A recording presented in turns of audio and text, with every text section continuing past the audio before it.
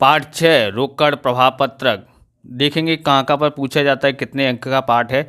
विभाग एक ए में आपको 19वां क्वेश्चन 20वां क्वेश्चन मिलेगा, 2 प्रश्न 1-1 अंक के यानी 2 अंक हो गए। विभाग बी में आपको क्वेश्चन नंबर 29वां 30वां मिलेगा, 2 प्रश्न 1-1 नंबर के, यहाँ भी 2 अंक हो गए।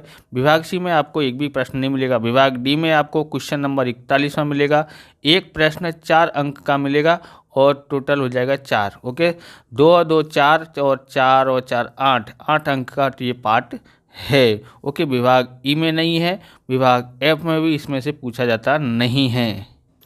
अब क्वेश्चन नंबर हमको करना है 15वां क्वेश्चन करने के लिए आपको ये समझना थोड़ा ज़रूरी है, बराबर, इसलिए हम समझा रहे हैं। यहाँ पर देखोगे परिचालन प्रवृत्तियों में से ये हमारा क्या है, रोकड़ प्रवाह पत्रक है। ओके, तो परिचालन प्रवृत्तियों में से उद्भव रोकड़ प्रवाह लाभ हानि पत्रक के अनुसार चालू वर्ष का लाभ हमको यहाँ लिखना है।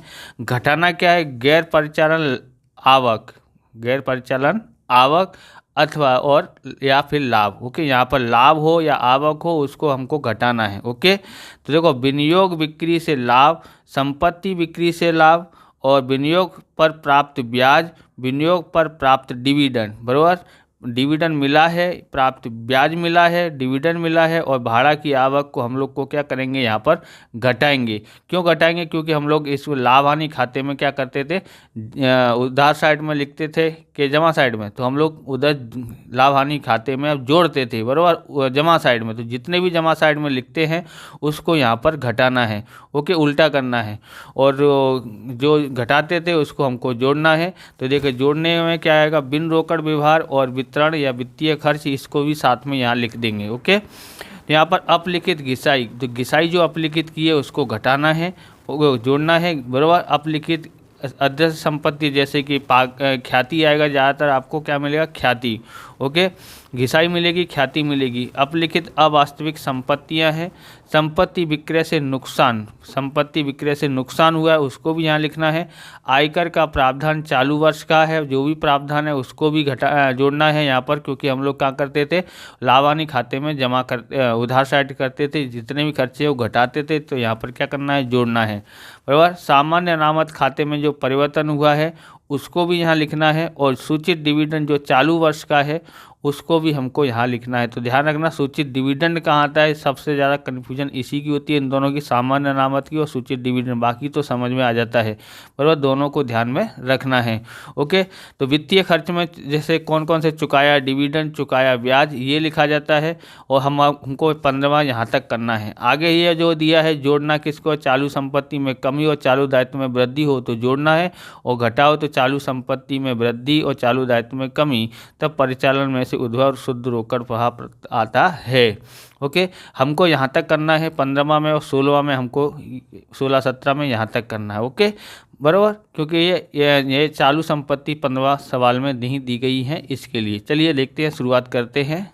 तो क्वेश्चन नंबर 15 है, नीचे दिए गए व्यवहारों के आधार पर परिचालन प्रवृत्तियों में से उद्भव हुए रोकड़ प्रवाह पत्रक की गणना कीजिए।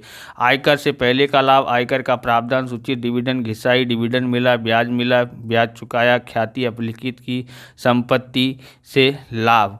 तो हमको सबसे पहले लिखना है आयकर से पहले का लाभ 99,000 है, उसके आगे करते हैं।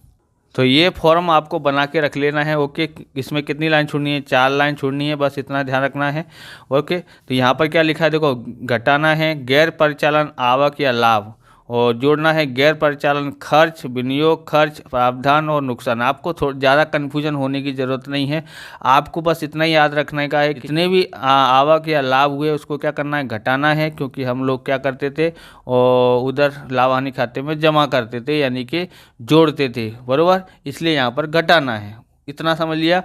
और जोड़ना किसको है, जितने भी खर्चे हैं, बिन रोकड़ खर्चे हैं, प्रावधान है, नुकसान है या वित्तीय खर्च को हम लोग नुकसान कहते हैं। ओके, तो अब जितने भी खर्चे हैं जिसको हम लोग उधार साइड लिखते थे लाभ हानि खाते के, उसको यहाँ पर जोड़ना है। ओके, जितने भी घटाते थे ना हम लोग, यहाँ पर जोड़ना है, यानी कि उधार में जो भी लिखते हैं लाभ हानि खाते में उसको जोड़ना है, बस इतना समझना है।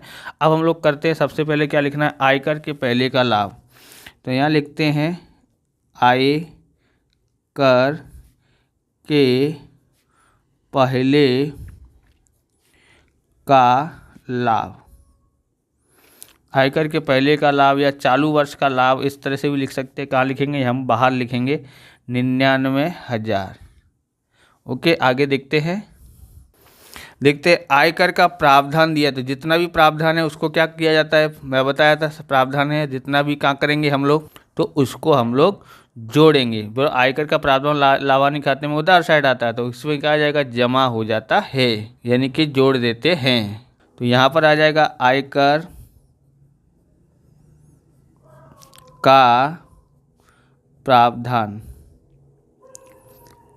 कितना दिया है, 29,000, या इस खाने में लिखेंगे 29,000। ओके, तो ये है हमारे पास सूचित डिविडेंड यानी वित्तीय खर्च है, ये हमारा 39,000 दिया गया। कैसा खर्च है, वित्तीय खर्च है 39,000।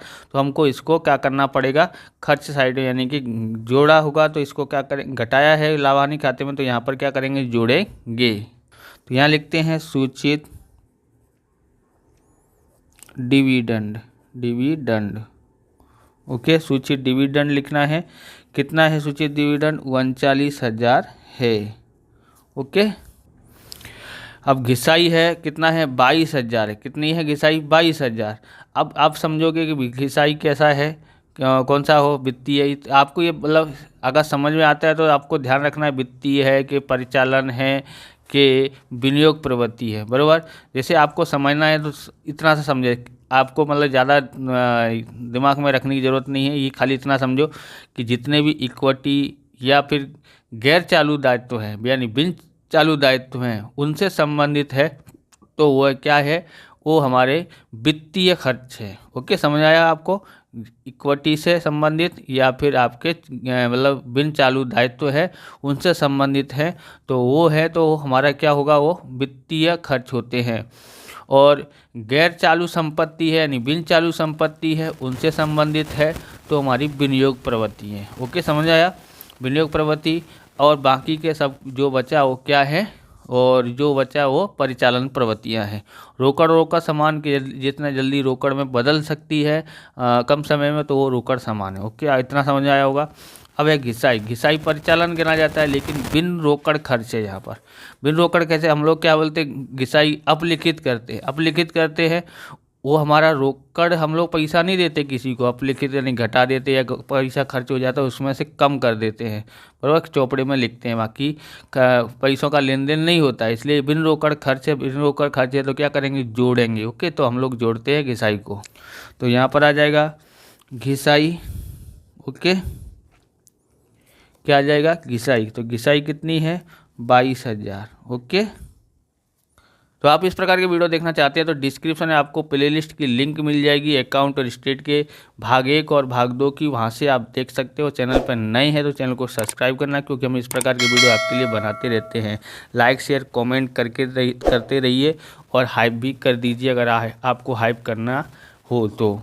ओके, अब यहाँ पर देखते हैं डिविडेंड मिला है, ये हमारी आय है, तो हम लोग क्या करेंगे, आय है तो हम लोग घटाएंगे, घटाओ में लिखना पड़ेगा। ओके, डिविडेंड मिला है। अब आप सोचोगे कि क्या है, डिविडेंड कब मिलता है, तो इक्विटी पे मिलता है, प्रेफरेंस शेयर पे मिलता है, बराबर। तो मैंने बताया था कि इक्विटी या प्रेफरेंस इक्विटी से संबंधित है, तो हमारी क्या है, वित्तीय है। ओके, वित्तीय प्रवृत्ति है। अब वित्तीय आवक है ये। ओके, तो हम लोग क्या करते हैं, ये हम लोग को घटाना पड़ेगा, क्योंकि लाभ हानि खाते में इसको क्या करते थे,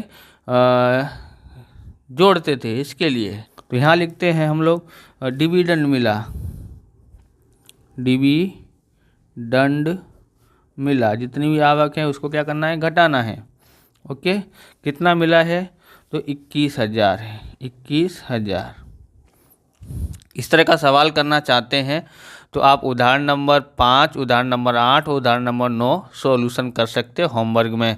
चलिए आगे देखते हैं। ब्याज कितना मिला है, 20,000। कितना मिला है, 20,000। ओके, तो ब्याज हमारा क्या है, ब्याज किस पे मिलता है, जब हम किसी पे विनियोग करते हैं, किसी में इन्वेस्टमेंट करते हैं या किसी को पैसा देते हैं, तो उससे हमको क्या मिलता है, ब्याज मिलता है। ओके, तो हमको क्या हुआ, ब्याज मिला है, तो ये कैसा है, विनियोग प्रवृत्ति है। ओके, आपको समझ आया होगा, विनियोग प्रवृत्ति है, बराबर, विनियोग किया होगा इसके लिए। तो हमको मिला है तो हम लोग आई हुई है तो क्या होगा, इसको घटाया जाएगा क्योंकि लाभ हानि खाते में जोड़ा गया था, इसलिए यहाँ पर उल्टा करना है, घटाना है। तो यहाँ लिखेंगे ब्याज मिला। ओके, कितना मिला है तो 20,000। ओके, अब ब्याज चुकाया है कितना है 28,000 है। तो चुकाया है तो ये खर्चा है, खर्चा कैसा खर्चा है, वित्तीय खर्च है, बल्कि परिचालन खर्च है। कमेंट में आप बता सकते हैं। तो ये हमारा गैर परिचालन खर्च है। ओके, तो ब्याज चुकाया है तो हमको यहाँ लिखना पड़ेगा ब्याज चुकाया। ओके, तो हमारे को यहाँ पर लिखना है 28,000। ओके, तो ख्याति अपलिखित की 15,000। तो ध्यान रखना 15,000 ये बिन रोकड़ खर्च है। ओके, बिन रोकड़ खर्च है, ख्याति अपलिखित की गई है भाई साहब। तो अपलिखित का मतलब है कि धंधा की प्रतिष्ठा थोड़ी कम हो गई है, इसके कारण क्या बोलते हैं, इसकी ख्याति की जो भी है वो उसमें कमी आई है। ओके, ये पैसा घटाया नहीं जाता है, ये पैसा मतलब रोकड़ा नहीं दिया जाता है भाई तुम्हारी ख्याति घट गई तो इसमें से पैसा किसी को दे दिया, नहीं, वो सिर्फ चौपड़े में दर्शाया जाता है। तो यानी कि बिन रोकड़ खर्चा, हमारा इसमें रोकड़ खर्चा होता नहीं है। तो इसको क्या करेंगे, ये हमारा बिन रोकड़ खर्च है तो हम लोग को क्या करना पड़ेगा, जोड़ना पड़ेगा। ओके, तो क्या लिखेंगे यहाँ पर ख्याति अपलिखित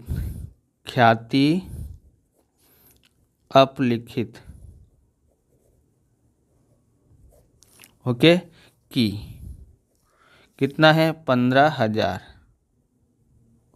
ओके, संपत्ति बिक्री से लाभ हुआ है, संपत्ति को बेचा है तो ये हमको क्या हुआ, ये हमारा लाभ हुआ। जितना भी लाभ या आवक होती है उसको हम लोग क्या करेंगे, घटाते हैं। ओके, घटाएंगे यहाँ पर, और तो हम लोग घटा देते हैं। ओके, तो यहाँ लिखते हैं संपत्ति बिक्री से लाभ, संपत्ति बिक्री से लाभ कितना है 12,000। अब हम लोग को क्या करना है, यहाँ पर जोड़ देना है इन तीनों को। तो जोड़ते हैं यहाँ पर 21,000 प्लस 20,000 प्लस 12,000 बराबर कितना आया है 53। तो 53 लिखेंगे यहाँ पर। ये क्या बोलता है, घटाने के लिए बोलता है। तो हम लोग 99,000 में से 53,000 घटा देते हैं, कितना आता है 46,000 आता है। ओके, अब हमको यहाँ पर जोड़ के इसको यहाँ लिखना है। उसके बाद देखते हैं 29,000 प्लस 39,000 प्लस 22,000 प्लस 28,000 प्लस 15,000 आता है 1,33,000। 1,33,000 आता है 1,33,000। ये क्या बोलता है, जोड़ने के लिए, तो इसको जोड़ते हैं प्लस 46,000 और 1,33,000 जोड़ते हैं तो आता है 179, यानी कि 1,79,000। क्या बोलते हैं 79 भी बोलोगे चलेगा, लेकिन सही में क्या बोलता है 79 बोलते हैं। ओके, अब हम लोग को यहाँ पर ये आया है हमारा, तो क्या लिखना है, यहाँ पर हमारे पास क्या नहीं है, संपत्ति के बारे में नहीं दिया, तो हमने कहाँ तक ज्ञात कर लिया है। तो लिखते हैं कार्यशील पूंजी में परिवर्तन से पहले का परिचालन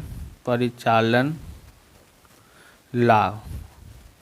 देखो पीछे क्या लिखा होगा, तो ये वहाँ पर जो आंसर है वहाँ पर लिखा है परिचालन प्रवृत्तियों से उद्भव हुआ शुद्ध रोकड़ प्रवाह से लिखा है। तो आप लिख सकते हैं वो, नो डाउट, क्योंकि यहाँ पर चालू संपत्ति नहीं दी गई है। वैसे चालू संपत्ति से पहले ये लिखा जाता है कायदेसर। ओके, तो आपको यहाँ पर लिख लेना है, यानी कि ये अगर प्लस में आया है तो कैसा है हमारा आवक रोकड़ प्रवाह है, और अगर माइनस में आता तो जावक रोकड़ प्रवाह होता है। ओके, तो आप ये पेन खरीदना चाहते हैं, ये है हमारा यूनोमैक्स का जेल्ट्रॉन बराबर। जेल्ट्रॉन पर्ल पेन है, बहुत ही शानदार पेन है, सुंदर लगता है दिखने में। तो आप खरीदना चाहते हैं डिस्क्रिप्शन में लिंक दिए, वहाँ से खरीद सकते हैं, बराबर। तो हमारा ये सवाल पूरा हो गया। इस तरह से वीडियो पूरा होता है। अगर आपको हमारा वीडियो अच्छा लगे तो लाइक करें, शेयर करें, कॉमेंट करें। चैनल पर नए चैनल को सब्सक्राइब करें। मिलते हैं नेक्स्ट वीडियो में। जय हिंद, जय भारत, वंदे मातरम।